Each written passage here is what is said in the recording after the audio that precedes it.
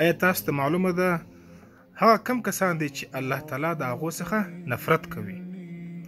په حدیث شریف کې راځي د حضرت ابوذر غفاری رضی الله تعالی عنه سره روایت دی چې جناب نبی کریم صلی الله علیه وسلم وفرمایل درې کسان داسې دي چې الله تعالی د هغو څخه نفرت کوي. اول کس هغه دی چې هغه بوډا سي سپین ږیری سي لیکن د هغه باوجوده د زنا عادت د ده څخه نه ختم سوی، یعنی دی بوډا سي لیکن بیا هم زناکار وي او زناوې کوي. الله تعالی دې د هر مسلمان د دې ګناه څخه حفاظت وکړي. زنا خو هسې هم کبیره ګناه ده، بغیر توبې دغه نه معافیږي، لیکن که چیرې چا د دې عادت واخیستی هغه چې بیا څنګه سپین ږیری او بوډا سي هم دا زنا به ده څخه نه پاتې سي.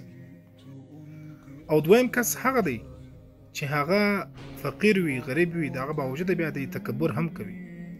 د داسې کس الله تعالی سخت نفرت کوي.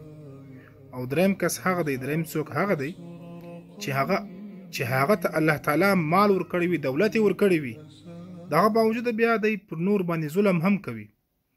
یعنی د خپل مال په نشه کې د خپل مال په دولت په وجه سره دی پر نورو باندې ظلم کوي، ظالم وي. د داسې کس څخه د الله تعالی سخت نفرت دی.